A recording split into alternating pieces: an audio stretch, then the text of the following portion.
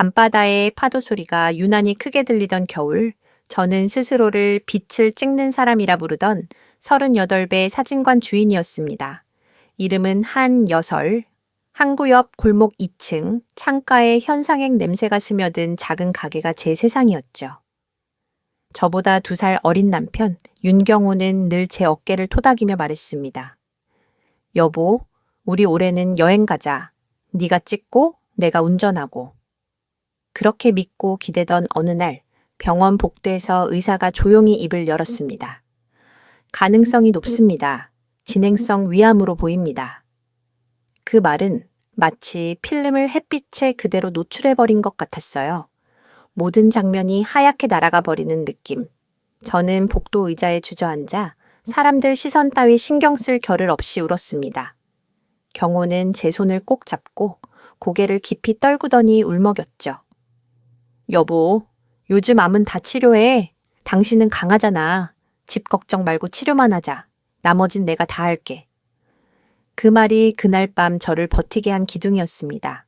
이번 첫날 복수 제거를 위해 배에 관을 넣는 시술을 받았습니다. 배에서 쏟아져 나온 액체가 3리터가 넘는다 했을 때 저는 한숨 대신 농담을 던졌죠. 선생님, 제 배에 바다가 있었네요. 간호사들이 씁쓸히 웃었고 저는 그 웃음에 매달려 하루를 건넜습니다. 다음 날엔 CT, 위, 대장 내시경, 온갖 체열, 이름도 낯선 검사들이 줄지어 대기하더군요. 겁이 나서 바늘만 보면 심장이 튀었지만 저는 사진 찍듯 마음속 장면을 차곡차곡 저장했습니다. 지금 두려움, ISO 높여서라도 밝게 찍자.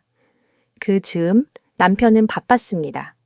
서류, 설명, 보호자 동의. 그의 손목엔 병원 출입증이 상처처럼 남았고 그는 밤마다 제 이마를 짚으며 말했죠. 온도 정상, 우리 잘하고 있어. 정말 처음 석 달은 그랬습니다. 그는 든든했고 시어머니는 매일 반찬을 해보냈죠. 저는 창밖으로 겨울 햇살을 보며 이 정도면 이겨낼 수 있겠다고 믿었습니다. 하지만 석 달이 지나자 스케줄표가 뒤집히듯 모든 게 흔들렸습니다. 남편의 전화는 툭툭 끊겼고 답장은 해가 져야 도착했습니다. 회의가 길었어. 화장실 갈 시간도 없었어. 말은 길어졌는데 목소리는 짧아졌죠. 이상했습니다. 더 이상해진 건 시어머니의 말과 남편의 말이 서로 어긋나기 시작한 순간부터였어요. 남편은 집에서 자겠다고 타시는데 시어머니는 집이 깜깜하더라고 했고 냉장고 반찬은 손도 안 댄 채 곰팡이가 피어 있었습니다. 그리고 하나 더. 우리와 같은 동, 같은 라인의 3층, 예전 제 보조로 잠시 일했던 이웃, 미혼 여성의 집.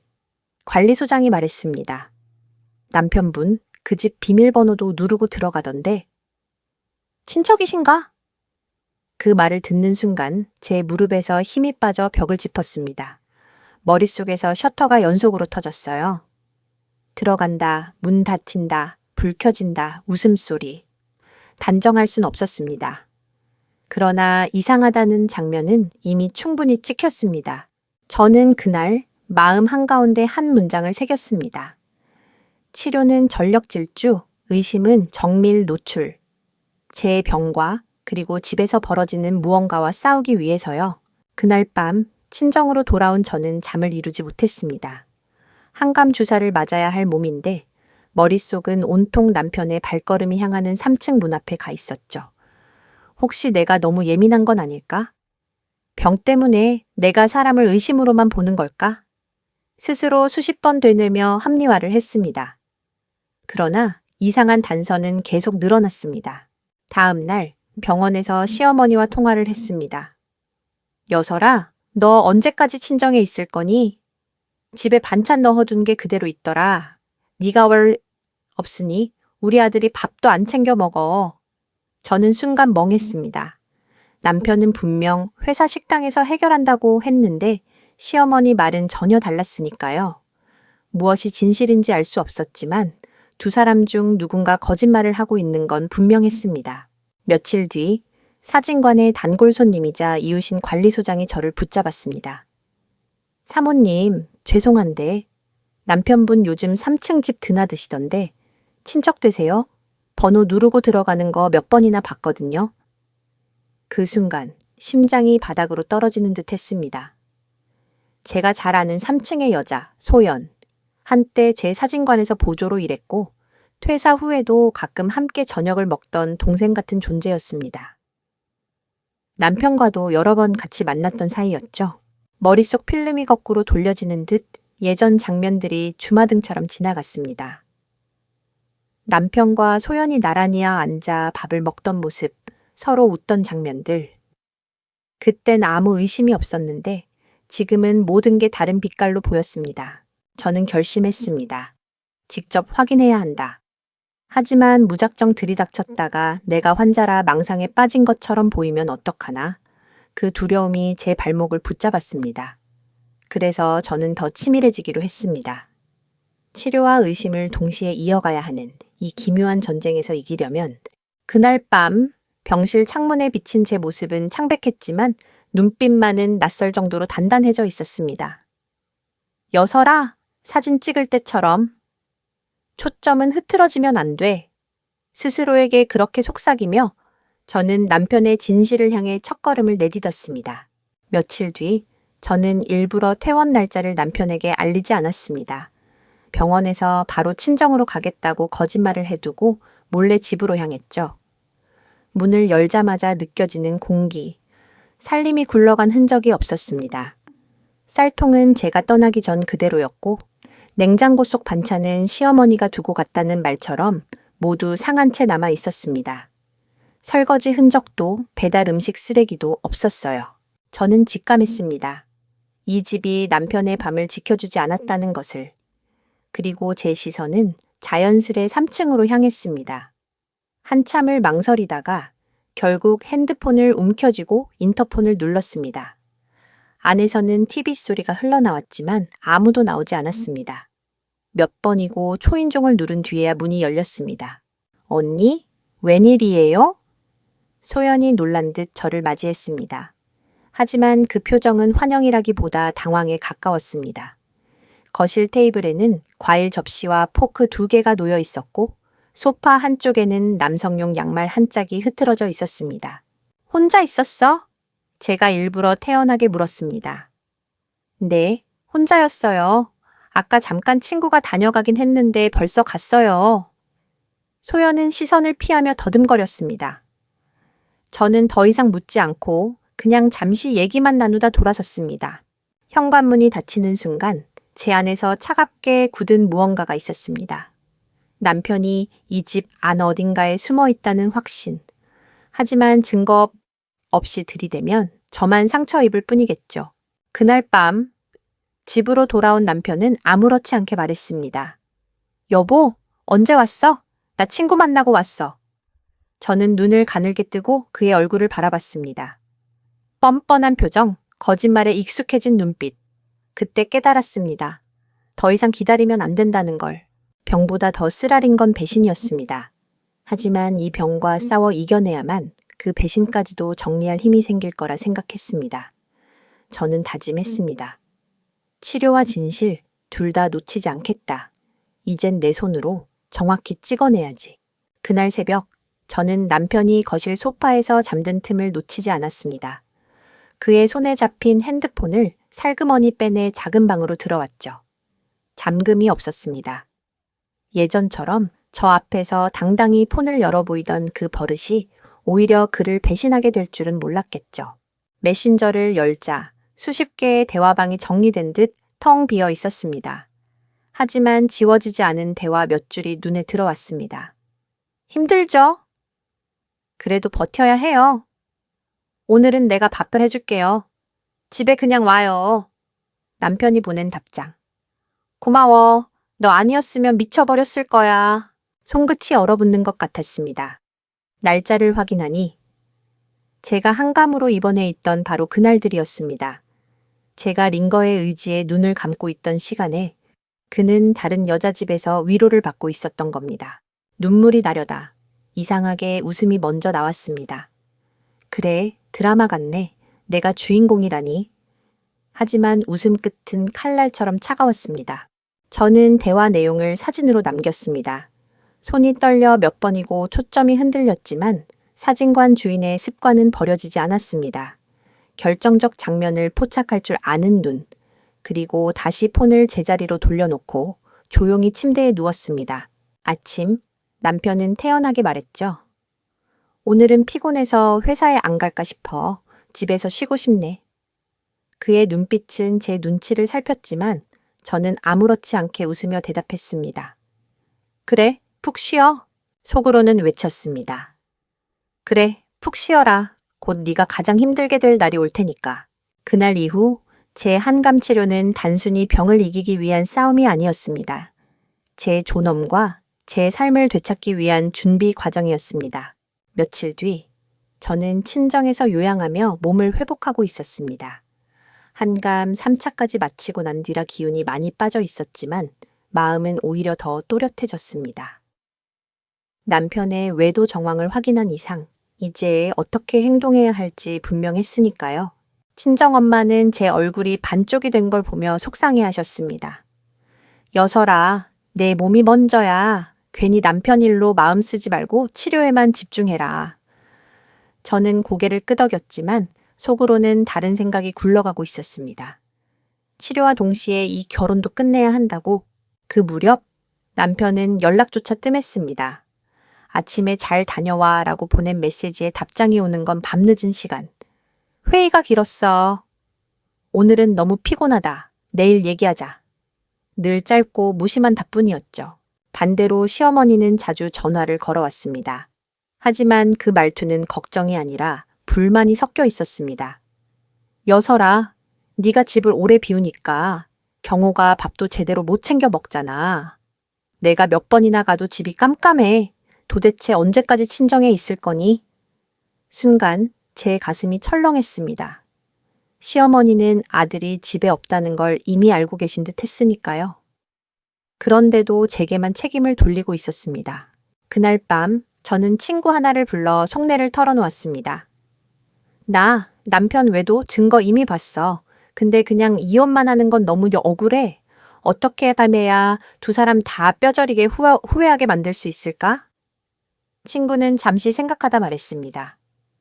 여설아, 그 사람들한테 직접 화풀이하면 너만 손해야. 법대로 가.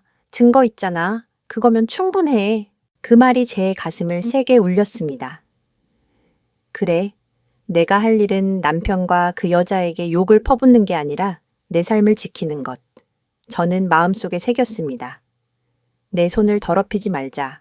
대신 지독하게 깨끗하게 끝내자. 그리고는 또렷하게 느꼈습니다.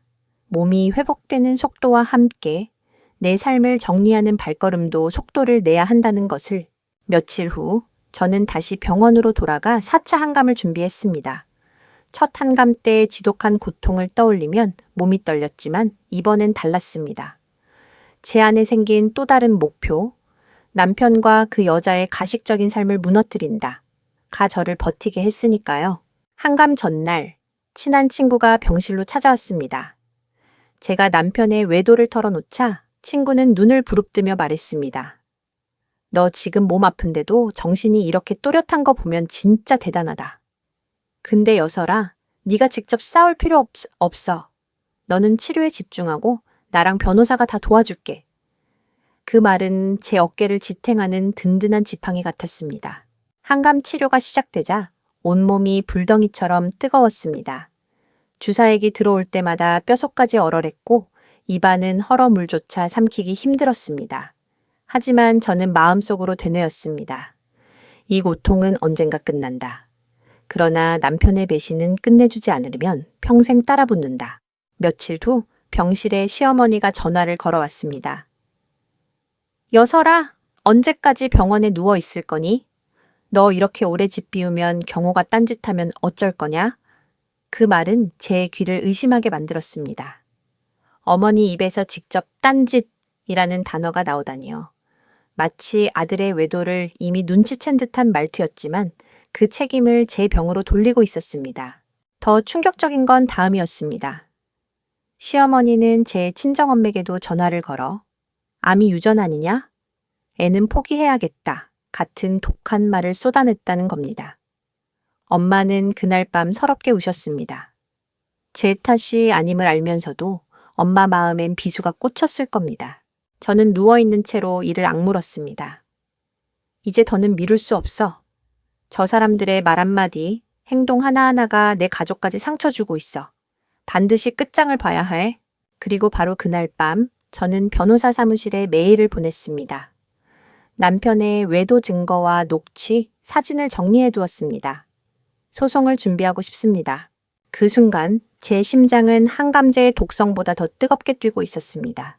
그날 이후 저는 마음을 다잡고 증거를 더 모으기 시작했습니다. 몸은 한감으로 지쳐 있었지만 정신만큼은 오히려 더 예리해졌습니다. 치료 사이사이 틈틈이 머리를 굴렸고 친구에게 부탁해 남편 차의 블랙박스도 확인했습니다. 결과는 충격적이었죠. 블랙박스에는 남편이 소영과 통화하며 웃는 목소리가 그대로 남아 있었습니다. 오늘도 집에 가도 돼? 응, 반찬 해놨어. 빨리 와. 그 짧은 대화만으로도 모든 게 설명됐습니다. 남편은 거의 소연집에서 살다시피 한 겁니다.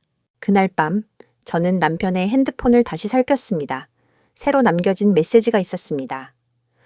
당신 부인 괜찮아요? 너무 오래 아프면 힘들겠죠. 소연의 메시지였습니다. 남편은 답장했습니다. 그래도 곧 끝날 거야. 넌 나만 보면 돼. 제 심장이 순간 얼어붙는 듯 했습니다. 남편의 그 끝날 거야 라는 말은 무엇을 의미했을까요? 치료의 끝? 아니면 제 삶의 끝? 상상만으로도 등골이 서늘해졌습니다. 저는 다음 날 병원에서 의사 앞에 앉아 마음을 다잡았습니다. 선생님, 치료 강도를 더 높여도 괜찮습니다. 버틸 수 있어요. 의사는 잠시 놀란 눈으로 저를 보더니 이내 고개를 끄덕였습니다. 좋습니다. 환자분이 의지가 강하시니 우리도 최선을 다하겠습니다. 그 순간 저는 제 안에서 또 하나의 결심을 굳혔습니다. 몸을 살려내는 동시에 내 삶을 다시 찍어내야 해. 배신의 프레임을 송두리째 갈아엎자. 그리고 집으로 돌아오자마자 변호사에게 다시 연락했습니다. 가능하다면 남편뿐 아니라 상대 여성에게도 위자료 소송을 같이 진행하고 싶습니다. 변호사는 차분하게 대답했죠. 충분히 가능합니다. 증거가 명확하니까요. 차근차근 가봅시다. 그때 알았습니다. 저는 더 이상 피해자가 아니었습니다. 이제는 제 인생의 감독이자 복수의 시나리오를 쓰는 작가였습니다. 며칠 뒤 제 예상대로 일이 벌어졌습니다. 남편에게서 전화가 걸려왔습니다. 평소엔 제가 몇 번을 불러도 받지 않던 사람이 먼저 연락을 해 오다니 무슨 일인지 짐작이 갔죠. 여보? 집을 왜 내놨어? 응, 맞아. 내가 부동산에 내놨지. 뭐? 왜 그런 짓을 해? 엄마 집이잖아. 저는 차갑게 웃었습니다. 그 집은 결혼 전에 내가 번 돈으로 산 거야. 어머님은 그냥 편히 지내시라고 모셔드린 거고. 이제 내가 정리하는 게 당연하지. 잠시 침묵이 흘렀습니다. 남편의 숨소리가 고르지 않았습니다. 그래도? 말은 했어야지. 이혼하겠다는 거야? 맞아. 네가 만든 이유로. 네가 바람을 피웠으니까. 제 목소리는 흔들리지 않았습니다. 그날 저녁 시어머니가 친정으로 찾아왔습니다. 문을 두드리는 소리가 매섭게 울렸습니다. 열어보니 그녀는 아들을 머리채 잡아 끌고 서 있었습니다. 여설아, 내가 얘 잡아왔다. 얘가 그런 짓 했어? 진짜야? 남편은 당황한 얼굴로 소리쳤습니다. 아니야, 엄마 믿어줘. 그냥 친구였어. 저는 조용히 시어머니 눈을 바라보며 말했습니다. 어머님, 친구라면서 왜 남편이 그 집 비밀번호를 누르고 드나드셨을까요? 그리고 왜 제게 남편이 딴짓하면 어쩌냐고 말씀하셨죠? 이미 알고 계셨잖아요. 순간 시어머니의 얼굴이 굳어졌습니다. 아들을 잡은 손에 힘이 들어갔고 남편은 머리를 빼내려 안간힘을 썼습니다. 엄마, 제발! 난 진짜 아니야! 하지만 제 눈엔 그의 거짓말이 뻔히 보였습니다. 그 장면을 보며 저는 차갑게 마음을 다졌습니다. 그래, 이제 끝내자. 더는 이 집안의 연극에 휘말리지 말자. 그날 밤 저는 변호사에게 다시 연락을 늦더었습니다. 이혼 소송 바로 시작해주세요. 상대방 여성에 대한 위자료 청구도 같이. 이제 본격적인 방역의 막이 오르고 있었습니다. 그날 이후 집안은 완전히 전쟁터가 되었습니다. 시어머니는 아들의 멱살을 붙잡고 소리쳤습니다. 이놈아! 내 아내가 병원에 누워 있는데 네가 어디서 딴살림을 차려? 내가 낳은 자식 맞아? 남편은 안절부절 못하며 변명했습니다. 엄마, 진짜 큰일 아니야. 그냥 밥 몇 번 같이 먹은 거라니까. 지혜, 아내, 없으니까 혼자 밥 먹기 싫어서. 저는 그 순간을 놓치지 않았습니다. 혼자 밥 먹기 싫어서 다른 여자 집에 들어가? 그것도 매일같이? 그게 밥 친구야? 살림이지. 제 말에 남편은 대꾸하지 못했습니다. 대신 고개를 떨군 채 제 앞에 무릎을 꿇었습니다. 여설아, 잘못했어. 한 번만 봐줘. 너 없으니까 너무 힘들어서 그랬어. 순간 제 친정아버지가 나섰습니다. 네가 남자냐? 우리 딸 성실히 산다 싶어 믿고 결혼시켰더니 이게 네 본 모습이냐? 당장 나가. 아버지의 목소리는 천둥 같았습니다. 남편은 울먹이며 제 무릎을 붙잡으려 했지만 저는 단호하게 밀어냈습니다. 내 혼 이미 끝났어. 내가 살려야 할 건 너랑의 결혼이 아니라 내 인생이야. 그 말은 제 입에서 자연스럽게 흘러나왔습니다. 그동안 수없이 되뇌었던 문장이었으니까요. 시어머니는 아들을 두고도 저를 향해 매섭게 소리쳤습니다. 여설아, 네가 아프지만 않았어도 이런 일 없었을 거야. 우리 아들 힘들어서 그런 거잖아. 그 말에 제 눈앞이 순간 아득해졌습니다. 제 병이 원인이라니. 그들의 논리는 늘 저를 탓하는 방향으로 흘렀습니다. 하지만 이번엔 울지 않았습니다. 대신 차갑게 웃으며 대답했습니다. 좋습니다. 어머님 말대로 제가 아픈 게 문제라면 이제는 건강해져서 확실히 정리하겠습니다. 법정에서 뵙죠. 그날 밤 저는 혼자 병실 창문 앞에 섰습니다. 어둠 속에 별빛이 가득했습니다. 내 인생의 노출을 다시 맞추자. 밝게, 선명하게. 그리고 이 장면은 내가 끝까지 찍어내겠다. 그 결심과 함께 저는 더 이상 흔들리지 않았습니다. 며칠 뒤 병원에서 링거를 맡고 있는데 남편에게서 다시 전화가 왔습니다. 이번엔 목소리부터 다급했습니다. 여보, 큰일 났어. 엄마가 소연 집에 찾아가서 난리쳤어. 머리채 잡고 뺨까지 때려서 옆집에서 경찰 불렀대. 지금 소연이 폭행죄로 고소한다고 난리야. 순간 저는 눈을 감았습니다. 이미 예견된 일이었습니다. 진실을 끝내 부정하던 사람들이 결국 폭발해버린 것이죠. 그런데 남편의 다음 말은 기가 막혔습니다. 이게 다 당신 때문이야. 당신이 엄마한테 얘기해서 이런 일이 터진 거잖아. 저는 차갑게 대꾸했습니다. 네가 바람만 안 피웠어도 이런 일은 없었을 거야. 내 탓하지 마. 통화를 끊은 뒤 제 마음은 이상하리만치 평온했습니다. 오히려 복잡한 상황이 더 확실한 증거로 쌓이는 느낌이었으니까요. 그날 저녁 변호사와 통화했습니다. 지금 상황이라면 남편의 외도 증거와 시어머니의 폭언, 그리고 폭행 사건까지 다 자료로 묶을 수 있습니다. 재판에서 유리하게 작용할 겁니다. 저는 고개를 끄덕이며 속으로 되뇌었습니다. 그래, 이제는 그들 스스로 무덤을 파는 중이야. 한편 제 몸은 조금씩 회복되고 있었습니다. 체중도 늘고 얼굴빛도 좋아졌습니다. 의사마저 놀라며 말했죠. 환자분, 이렇게 빠른 회복은 드문 경우입니다. 의지가 강해서 그런 겁니다. 저는 속으로 생각했습니다. 의지가 아니라 분노 덕분일지도 몰라요. 하지만 그게 날 살린다면 고맙죠. 그날 밤 저는 다이어리에 또박또박 적었습니다. 내 인생의 사진첩에 오늘 장면을 기록한다. 남편과 그 여자는 파멸로, 나는 회복으로. 그리고 마지막에 커다란 글씨로 한 줄. 끝은 내가 정한다. 이혼 소송 준비가 본격적으로 시작되자 남편은 달라붙듯 굴기 시작했습니다. 밤늦게 친정집까지 찾아와 제 앞에 무릎을 꿇고 울먹였죠. 여설아, 제발 내가 잘못했어. 다시 시작하자. 널 사랑하는 마음은 진짜야. 그 말이 얼마나 공허하게 들리던지 저는 고개조차 돌리지 않았습니다. 제 아버지가 대신 나섰습니다. 사람이 한 번 배신하면 또 그럴 수 있다는 걸 우리는 살아오며 뼈저리게 봤다. 이제 다시는 내 딸 앞에 나타나지 마라. 남편은 어쩔 줄 몰라 하며 눈물을 흘렸지만 제 마음은 이미 굳게 닫혀 있었습니다. 저는 아무 대꾸도 하지 않았습니다. 그가 뱉는 말 한마디, 떨어지는 눈물 한 방울조차 더럽게만 느껴졌으니까요. 얼마 지나지 않아 소연이 직접 저를 찾아왔습니다. 병원 근처 공원 벤치에서 그녀는 떨리는 목소리로 말했습니다. 언니, 미안해요. 저 이사 갈게요. 다시는 안 나타날게요. 그러니까 소송은 하지 말아주세요. 저는 잠시 그녀를 바라보다가 천천히 입을 열었습니다. 네가 할 수 있는 건 없어. 이미 내 손 안에 증거가 다 있어. 네가 사라진다고 끝나는 게 아니야. 그녀는 울먹이며 고개를 숙였고 저는 일어나서 등을 돌렸습니다.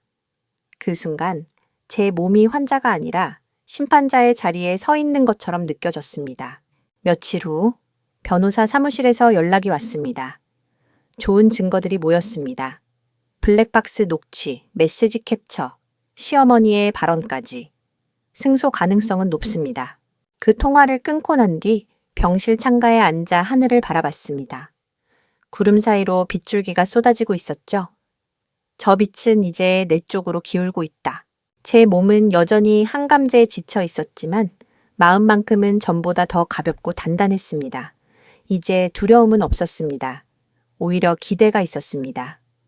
내 삶의 새 장면이 곧 펼쳐질 거야. 소송이 시작되자 상황은 점점 더 흥미롭게 흘러갔습니다.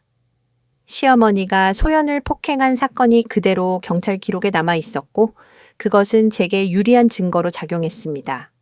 변호사는 미소를 지으며 말했죠. 보세요. 상대방은 스스로 무너지고 있어요. 우리는 차분히 준비만 하면 됩니다. 남편은 재판이 시작되자 태도를 바꿨습니다. 집에서 무릎 꿇던 때와는 달리 판사 앞에서는 억울한 척 고개를 흔들었습니다. 저는 단순한 오해일 뿐이라고 생각합니다. 아내가 아프다 보니 예민해서. 그 말이 끝나자 저는 차분하게 증거 사진을 꺼냈습니다. 그가 소연과 나눈 메시지, 블랙박스 녹취, 그리고 시어머니의 발언까지. 판사의 눈빛이 차갑게 변했습니다. 피고, 이게 단순한 오해입니까? 남편은 아무 말도 못하고 시선을 피했습니다. 그 순간 제가 병원 침대 위에서 모은 증거들이 법정이라는 무대 위에서 빛을 발했습니다. 재판이 끝나고 돌아오는 길, 제 몸은 한감 부작용으로 여전히 힘들었지만 마음만큼은 너무도 후련했습니다. 이제는 내가 그들을 몰아붙이고 있구나. 예전처럼 당하는 입장이 아니야. 그러나 그날 밤 시어머니에게서 전화가 걸려왔습니다. 목소리는 흥분으로 떨리고 있었습니다. 여설아, 너 왜 이렇게 독하게 구니? 우리 집안 다 망하게 하려고 작정했냐? 저는 차갑게 대답했습니다. 제가 한 건 아무것도 없어요. 어머님 아들이랑 그 여자가 이미 다 망쳐놨잖아요. 저는 제 삶을 되찾고 있을 뿐이에요. 통화를 끊고 나니 심장이 빠르게 뛰었습니다. 하지만 두려움은 아니었습니다. 오히려 해방감에 가까웠습니다. 창문 너머 병원 불빛이 반짝이는 걸 보며 속으로 중얼거렸습니다. 이제 절반은 지나왔다. 나머지는 끝까지 밀어붙이자. 제 몸을 괴롭히던 항감제의 독성조차 그날은 이상하게 가볍게 느껴졌습니다. 시간이 흐르며 재판은 예상보다 빠르게 진행됐습니다. 판결은 명확했습니다. 남편과 소연, 두 사람은 저에게 위자료를 지급해야 했고 아파트 재산 분할 역시 남편이 주장한 절반과는 거리가 멀었습니다. 결국 그는 몸만 나가게 되었고 소연은 동네에서 이사를 서둘렀습니다. 판결문을 손에 쥔 날 제 눈에서는 눈물이 났습니다. 억울해서가 아니라 버텨낸 스스로가 대견해서였죠. 여설아, 넌 해냈다. 네가 찍어낸 인생의 장면, 이제는 승리의 장면이야. 하지만 거기서 끝이 아니었습니다. 남편은 회사에서도 소문이 퍼져 곤욕을 치르고 있었습니다. 외도와 이혼 이야기가 퍼져 사람들의 시선이 따가웠던 모양입니다. 결국 그는 제 앞에 다시 찾아와 말했죠. 여설아, 나 다시 시작하고 싶어. 진짜 잘못했어. 너 없인 아무것도 못하겠어. 그의 눈은 충혈돼 있었고 말끝마다 떨림이 묻어났습니다. 그러나 저는 더 이상 흔들리지 않았습니다. 경호 씨, 이미 늦었어. 나는 이제 내 인생을 다시 찍고 있어. 당신은 그 프레임에 존재하지 않아. 남편은 울먹이며 무릎까지 꿇었지만 이번엔 아버지가 나섰습니다. 한 번 배신한 사람은 두 번도 세 번도 할 수 있다. 다시 우리 앞에 나타나지 마라. 남편이 쓸쓸히 돌아서는 뒷모습을 보면서 저는 그제야 확실히 깨달았습니다. 이제 정말 끝났다는 걸. 그날 밤 병실 창문을 통해 본 하늘은 유난히 맑았습니다. 파랗게 투명한 빛 속에서 저는 새로운 장면을 상상했습니다. 내일은 웃는 얼굴로 아침을 맞이하자. 내 인생의 새 필름은 이미 준비됐다. 몸은 여전히 치료 중이었지만 제 마음은 이미 건강한 세상으로 한 발짝 나아가고 있었습니다. 한감 4차가 끝나고 집으로 돌아왔을 때 저는 예전과 달리 두렵지 않았습니다.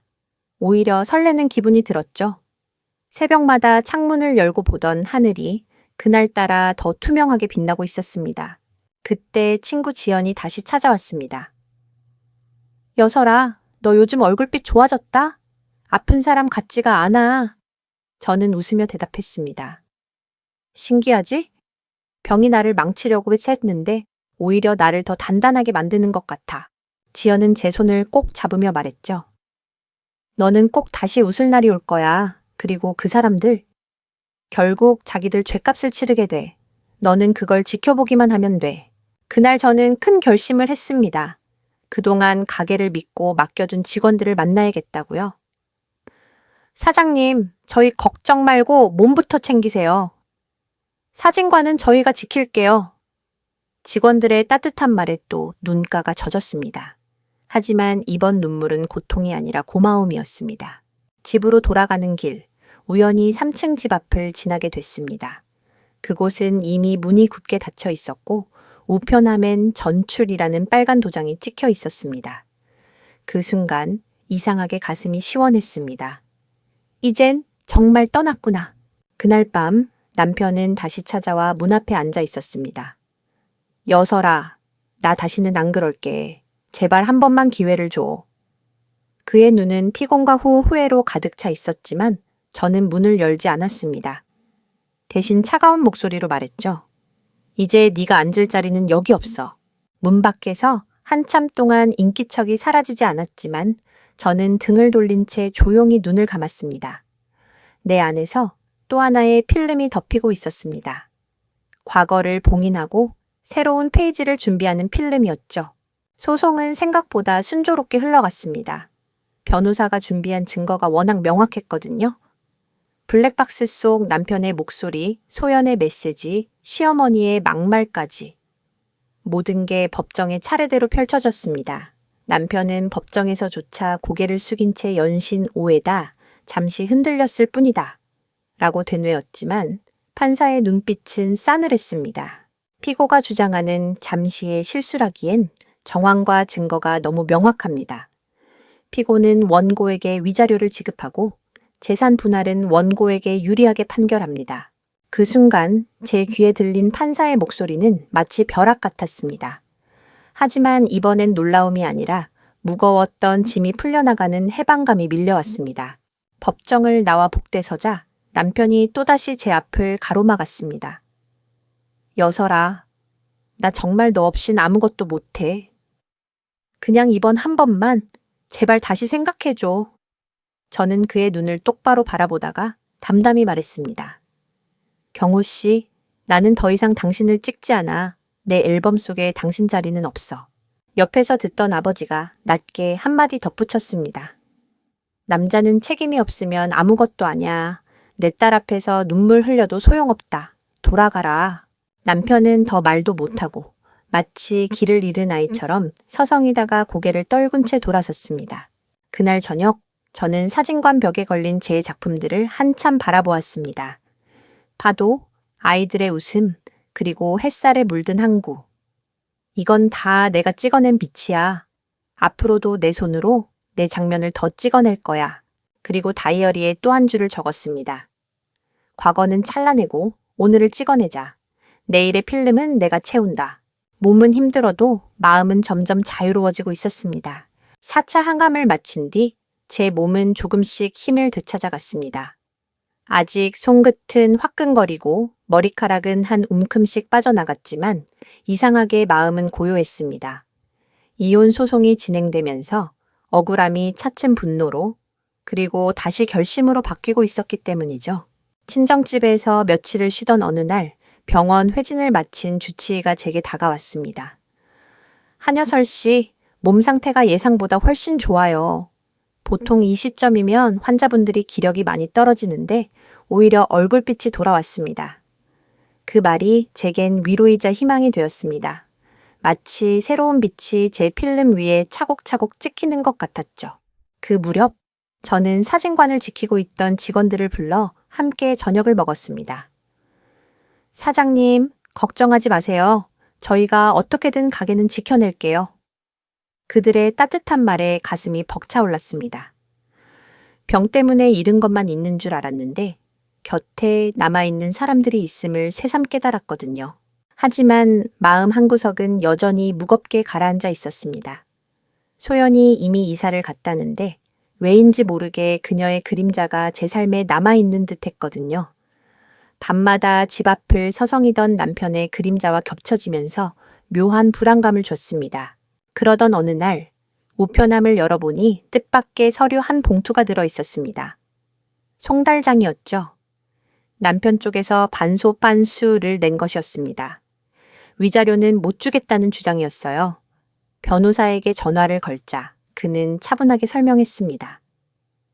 예상했던 일입니다. 하지만 걱정하지 마세요. 우리는 이미 그보다 더 많은 증거를 확보했으니까요. 수화기를 내려놓고도 한동안 멍하니 있었습니다. 이제야 알겠다. 이 싸움은 그 사람을 되찾는 싸움이 아니라 내 삶을 되찾는 싸움이구나. 다시 거울 앞에 섰을 때 비친 제 눈빛은 예전의 제가 아니었습니다. 병든 얼굴 속에서 새로운 이야기를 쓰는 작가의 얼굴이 보였으니까요. 법정 공방은 길어졌지만 제게는 더 이상 지치지 않는 힘이 있었습니다. 한가함의 고통도 남편과 시어머니의 비난도 모두 제 몸을 단단하게 만드는 재료가 되어가고 있었죠. 남편은 재판에서 억울함을 호소했습니다. 저는 가정을 버릴 생각이 없었습니다. 아내가 아프니 제가 흔들렸던 것뿐입니다. 판사가 차갑게 물었습니다. 흔들림이라면서 왜 상대 여성 집 비밀번호까지 알고 있었습니까? 왜 장기간 함께 머물렀습니까? 남편은 대답하지 못했습니다. 저는 고개를 숙인 채 미소를 감추었습니다. 며칠 뒤 시어머니가 친정집으로 들이닥쳤습니다. 여설아, 네가 왜 이렇게 독하니? 우리 아들 인생을 완전히 망치려고 작정했지? 엄마가 울분을 터뜨리셨습니다. 당신 아들이 저지른 짓을 왜 우리 딸 탓으로 돌려요? 우리 여설이 병으로 힘든 와중에도 이렇게 버텼는데 누구를 원망해야 합니까? 저는 담담히 말을 이었습니다. 어머님, 제가 아픈 게 죄라면 이제는 건강해져서 죄값을 돌려드릴 겁니다. 아드님, 그리고 그 여자에게요. 그날 밤 저는 창가에 앉아 항구 불빛을 바라봤습니다. 파도 소리가 창문 너머로 밀려들며 제 마음을 씻어주듯 들렸습니다. 나는 이제 피해자가 아니다. 감독이자 배우, 그리고 내 인생의 작가다. 다음 날 변호사에게서 연락이 왔습니다. 곧 최종 변론 기일이 열립니다. 준비는 끝났습니다. 이 싸움은 거의 다 이긴 겁니다. 수화기를 내려놓고 창문을 여니 신선한 바람이 제 얼굴을 스쳤습니다. 그래, 이제 마지막 장면이 다가오고 있구나. 제 마음속에서 셔터 소리가 울렸습니다. 찰칵, 끝은 내가 찍는다. 최종 변론 날 법정 안은 숨소리조차 무겁게 내려앉아 있었습니다. 남편은 마지막까지 억울한 얼굴을 하고 있었습니다. 판사님, 저는 아내를 사랑합니다. 단지 힘든 상황에 잠시 기대고 싶었던 겁니다. 하지만 판사는 이미 판결문을 내려다보며 말했습니다. 사랑이라면서 병든 아내를 두고 다른 여자와 살림을 합친 것이 사랑입니까? 법은 명확합니다. 피고는 원고에게 위자료를 지급하고 재산 분할은 원고의 기여도를 우선합니다. 그 순간 제 귀에 들린 목소리는 천둥 같았지만 제 마음은 고요했습니다. 드디어 끝이구나. 남편은 머리를 감싸진 채 법정을 나섰습니다. 시어머니는 그를 부축하며 쏘아붙였습니다. 다 내 탓이야. 네가 그 여자만 안 만났어도 이렇게 안 됐을 거 아냐. 하지만 그들의 대화는 더 이상 제 귀에 닿지 않았습니다. 제 발걸음은 이미 법정을 벗어나 햇빛이 가득한 복도로 향하고 있었으니까요. 며칠 뒤 판결문이 공식적으로 도착했습니다. 위자료 지급 명령, 재산 분할 비율, 그리고 친권 문제까지 모든 게 제 쪽에 유리하게 정리되어 있었습니다. 저는 서류를 손에 쥐고 오랫동안 바라봤습니다. 이건 단순한 종이가 아니야. 내 삶을 다시 찍어낸 결과물이야. 그날 저녁 병원 회진에서 의사가 미소 지으며 말했습니다. 한여설 씨, 체력이 눈에 띄게 좋아졌습니다. 다음 항암 일정은 예정보다 앞당겨도 괜찮겠습니다. 그 말은 마치 새로운 시작을 알리는 신호처럼 들렸습니다. 창밖 하늘을 올려다보니 붉은 석양이 물결에 반짝이고 있었습니다. 이제는 내가 내 장면을 찍을 차례다. 과거는 흑백으로 남겨두고 앞으로는 컬러로 채우자. 그날 밤 다이어리의 마지막 장에 크게 적었습니다. 내 인생은 내가 찍는다. 끝까지 선명하게. 이혼 판결이 확정되고 시간이 조금 흘렀습니다. 소연은 이미 동네에서 자취를 감췄고 남편은 월세 원룸에 몸을 의탁하게 됐다는 소문이 들려왔습니다. 더 놀라운 건 시어머니와 함께 살고 있다는 이야기였습니다. 서로를 탓하며 다투다 결국 한 집에 모여 버텨내는 모양새였죠. 한 번은 지인을 통해 들었습니다. 경호 씨, 회사에서도 소문 다 퍼졌대. 출근하는 게 지옥 같다고 하더라. 그 말을 듣고도 저는 흔들리지 않았습니다. 연민조차 들지 않았습니다. 단지 생각했죠. 사람이 저지른 일은 결국 자기에게 돌아온다. 반대로 제 삶은 조금씩 빛을 되찾고 있었습니다. 사진관은 직원들의 노력 덕분에 다시 활기를 띠었고 항암 치료도 예상보다 빠른 회복세를 보이고 있었습니다. 주치의는 웃으며 말했습니다. 환자분, 이렇게 컨디션이 좋은 경우는 드뭅니다. 앞으로도 희망적이에요. 그 말을 들었을 때 제 눈에는 눈물이 차올랐습니다. 하지만 이번 눈물은 고통의 눈물이 아니라 희망의 눈물이었습니다. 저녁 무렵 병원 근처 공원을 산책하다가 문득 하늘을 올려다봤습니다. 예전에는 그냥 흐릿하게만 보이던 하늘이 이제는 색감이 풍부한 필름처럼 제 눈에 들어왔습니다. 파랑, 주황, 분홍, 모든 색이 살아 움직이는 듯 했죠? 그 순간 저는 깨달았습니다. 아, 이제 나는 진짜로 다시 살아가고 있구나. 이 세상은 여전히 빛나고 있구나. 이제 과거의 그림자는 흑백으로 남겨두고 내일은 선명한 색으로 채워 넣을 준비가 되어 있었습니다. 그리고 속으로 조용히 중얼거렸습니다. 내 필름은 아직 끝나지 않았다. 가장 아름다운 장면은 앞으로 남아있다. 몇 달 뒤 저는 마침내 항암 치료의 마지막 일정을 마쳤습니다. 기력이 떨어질 줄 알았는데 오히려 가볍고 환해진 기분이었습니다. 의사도 웃으며 말했죠. 한여설 씨, 놀라울 정도로 회복이 빠릅니다. 치료는 끝났지만 정기 검진만 잘 받으면 됩니다. 그 순간 제 눈에서는 눈물이 터져 나왔습니다. 병을 이겨낸 안도감, 그리고 버텨낸 제 자신에 대한 자부심 때문이었습니다. 집으로 돌아와 사진관 불을 켜니 벽에는 여전히 제 작품들이 걸려 있었습니다. 바다, 하늘, 아이들 웃음, 그 모든 장면이 다시 제게 속삭이는 듯했습니다. 여설아, 내 인생은 여전히 빛나고 있어. 그날 밤 다이어리의 마지막 장에 적었습니다. 병은 나를 꺾지 못했고 배신은 나를 부수지 못했다. 나는 끝까지 내 인생의 사진가였다. 그리고 카메라를 들어 창밖 밤하늘을 찍었습니다. 어둠 속 별빛이 유난히 또렷했습니다. 그것은 마치 제 새로운 시작을 축복해 주는 듯했죠. 저는 깨달았습니다. 어떤 고통도 끝내 나를 무너뜨리진 못한다. 배신은 상처를 남기지만 그 상처는 언젠가 단단한 흔적이 되어 나를 지킨다. 하루하루가 선물이고 그 선물을 어떻게 담을지는 결국 내 선택이다. 시청자 여러분, 혹시 지금 삶이 힘겹게만 느껴지시나요?